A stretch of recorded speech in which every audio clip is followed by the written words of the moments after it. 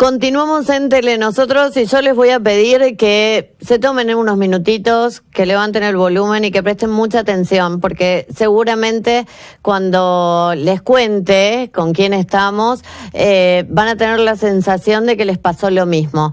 Estamos con el ciclo Verano Planeta desde hace tantos años, con esto de la pandemia y demás. La presentación de los libros se hace en forma virtual y hoy vamos a hablar de este libro que se llama Pausa y estamos con su autor, Hugo Alconada Amón, y lo recibimos. Buenas tardes, Hugo, ¿cómo estás? Buenas tardes, un gusto. Igualmente, y decía que prestemos atención porque esta es la sensación que creo que hemos tenido todos en el 2020, que nos pusimos en pausa.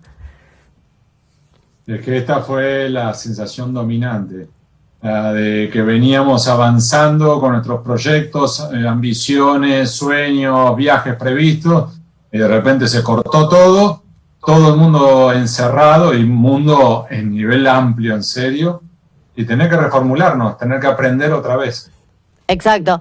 Vos sabés que pensaba, vos entrevistaste, vos sos periodista, sos abogado, entrevistaste a 25 referentes mundiales en relación obviamente a la pandemia y demás. ¿Cómo hiciste para seleccionarlos? Lo que hice fue, por un lado, de corazón, buscar aquellas figuras que siempre quise entrevistar.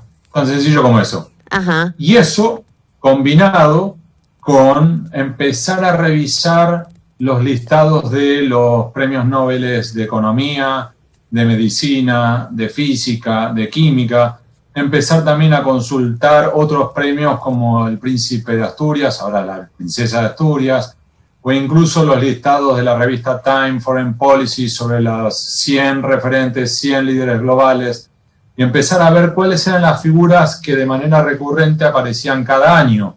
Es decir, que no eran como un fuego artificio que aparecía en un año para luego desaparecer, sino que eran presencias constantes. Uh-huh. Y luego fue empezar a golpear las puertas con una hipótesis de trabajo que te imaginás, ¿cuál era? Que así como nuestras agendas desaparecieron, fruto de la pandemia, de la cuarentena, que lo mismo acaso estuviera ocurriendo en otros lugares, en otros continentes, y que esas personas que por lo general tienen sus agendas trabadas por los próximos 3 a 5 años, de repente estuvieran en sus casas, confinados, y que si en ese momento nosotros le golpeábamos la puerta, teníamos una mínima oportunidad adicional de que nos abrieran y dijeran, bienvenido, quiero conversar. Y entonces eso ocurrió. Y allí es donde empiezan a aparecer algunas figuras como el israelí Yuval Noah Harari, el español Fernando Savatel, la escritora Isabel Allende, el turco Daden Acemoglu, que empiezan, y después lo que ocurrió era que ya te imaginás, a medida que conseguíamos algunas entrevistas, otras empezaban a destrabar porque habíamos conseguido las anteriores. Lógico. Que llamabas diciendo, no sabes con quién acabo de hablar.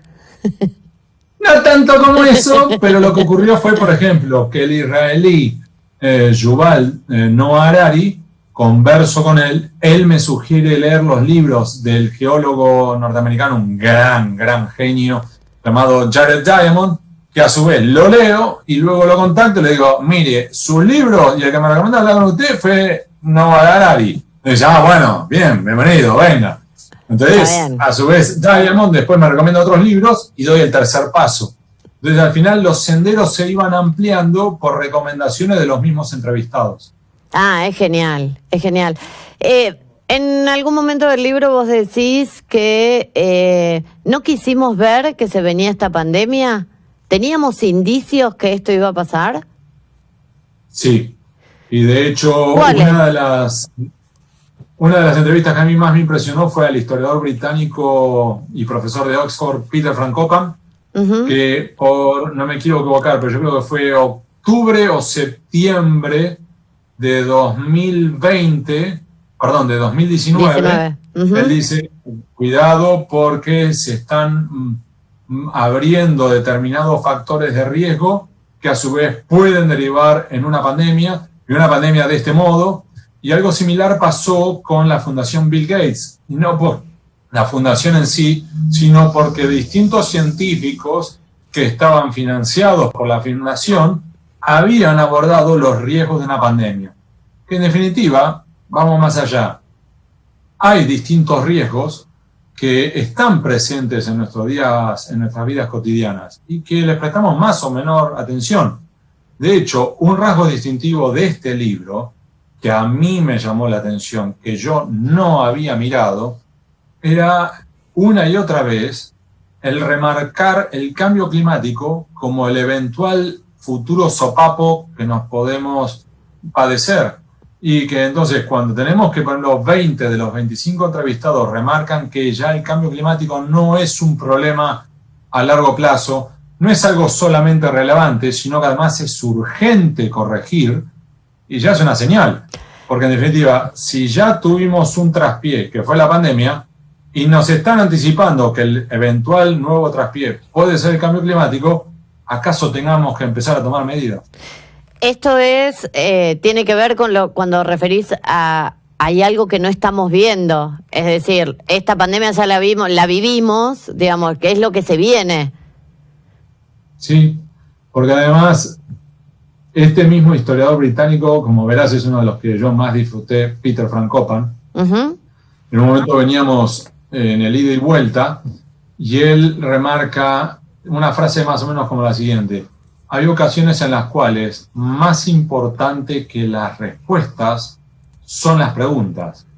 Entonces, él de inmediato añade: ¿cuáles son las preguntas que deberíamos habernos hecho hace un tiempo y no nos hicimos? Y mirando hacia adelante, ¿cuáles son las preguntas que deberíamos estar haciéndonos ahora y no nos estamos haciendo? Traducido al argentino, en términos maradonianos. A ver. Si ya se nos escapó la tortuga una vez con la pandemia, ¿qué nueva tortuga se nos puede estar escapando ahora y que empecemos a padecer los problemas de esa tortuga escapada de aquí a unos meses? Entonces, como ejercicio intelectual y hasta de honestidad y de humildad, si ya se me escapó una vez, ¿por qué no se me puede escapar una segunda? ¿Qué es lo que tengo que prestar atención ahora que no estoy mirando? ¿Y ahora qué? ¿Cómo se sale de todo esto? Yo quiero que compartas con los televidentes que están aquí en Pinamar la historia de la presidenta de Liberia, la presidenta africana, porque uno tiene la sensación muchas veces de querer que de esto no se sale. ¿Viste? Cuando decís, esto ya está.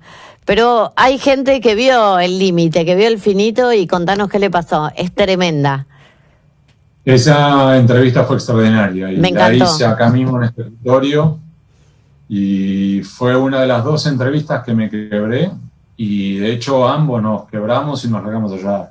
Uh-huh. Breve, Ellen Johnson Sirleaf, una mujer liberiana, ministra, golpe de Estado, y ella logra escaparse de su país mientras que el resto del gabinete no, los matan a todos.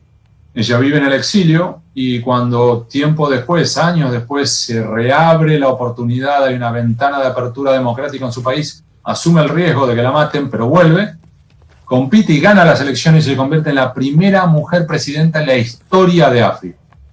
Y no solamente avanza con ese primer hito, sino que además logra pacificar su país, que estaba inmerso en una guerra civil. Gana el Nobel de la Paz, es decir, ya una mujer superlativa. Y cuando uno diría, bueno, es el momento de festejar, no. La golpea a Liberia, golpea la epidemia del ébola. En Liberia, uno de los países más pobres del planeta. Y ella cuenta que sin recursos, sin infraestructura, empieza a apelar a la solidaridad internacional y logra que algunos otros países africanos le provean profesionales médicos voluntarios. Se sube un avión y viaja a Washington y le golpea en la puerta de la Casa Blanca sin agenda, sin nada, a Barack Obama diciendo, abrime. Logra que Estados Unidos la ayude, vuelve a Liberia y a su vez allí cuenta que aún así toda la ayuda que tenía no alcanzaba. Y que entonces en ese momento lo que quedaba era confiar en la educación, confiar en los liderazgos comunitarios, confiar en las medidas de prevención y al mismo tiempo tocaba lidiar con el drama. Entonces, en un momento ella cuenta que estaban comunicándose con un hospital de campaña y no atendía a nadie por radio. Y que entonces dice, bueno, vámonos a un helicóptero. Se suben al helicóptero, van hacia el hospital de campaña y a medida que se van acercando veían los cadáveres de aquellos que intentaban llegar al hospital y no llegaban. y cuando aterrizan en el hospital y abren, estaban todos muertos adentro. Médicos y médicas, enfermeros, pacientes, todos muertos, y tener que empezar otra vez. Y entonces, lo que cuenta ella es que uno podría quedarse en ese episodio de tristeza, de desazón, pero ella también lo cuenta como decir, en esos momentos, aún así pudimos salir adelante, porque aún así es posible. Y entonces, lo que te muestra eso es que si Liberia pudo, se puede. Pero que el camino pasa por la educación, la prevención, el apoyarse en los líderes comunitarios, no venir con el dedito desde arriba, decir yo te voy a explicar, sino No, que claro. es conocer las realidades de cada lugar. Porque, por ejemplo, uno le puede estar diciendo que hay que lavarse las manos con agua y jabón a un lugar donde no tienen agua. Lógico. Donde no tienen agua potable, ¿qué le vas a decir? Tenés que ver, según las realidades de cada lugar, cómo te adaptás. Cuando vos elegiste a toda esta gente para entrevistar, solo hay un argentino, en realidad es una argentina cordobesa, Delia Ferreira Rubio. ¿Por qué le elegiste a ella? Hay dos motivos. El primero, ¿por qué no argentinos? Porque lo que busqué fue otras miradas, otras perspectivas, otros puntos de vista que de hombres y mujeres de distintas profesiones, muy diversas entre sí, que a su vez desde sus propios países de origen o los países de residencia nos aportaran datos y miradas distintas a nosotros, que si querés podríamos decir que solemos manejar determinados temas en una suerte de debate ya conocido. Y el motivo por el cual sí la convoco a Delia Ferreira Rubio es por doble. Primero, porque está en Berlín, y segundo, porque preside Transparencia Internacional, con lo cual su mirada es panorámica internacional. Con lo cual no es que está inserta solo en el debate argentino coyuntural, sino que nos puede ofrecer una mirada distinta. Es como, en definitiva, algunos de los entrevistados de Isabel Allende, escritora chilena, o, por ejemplo, Fernando Savater, filósofo español, pero también un disidente chino, Ai Weiwei, o un economista francés, o esta presidenta de Liberia, o el número 1 a nivel mundial contra el cambio climático, el surcoreano Choe Seung Lee. Entonces son distintas miradas que de distintos lugares nos pueden enriquecer. Por último te consulto, en todas estas entrevistas, me quedaría hablando horas porque la entrevista de Isabel Allende me pareció maravillosa también. En todos estos que vos has entrevistado y que has elegido, ¿hay un denominador común? ¿Encontraste algo que decís, bueno, toda esta gente cree que de esta manera se sale o se puede avanzar?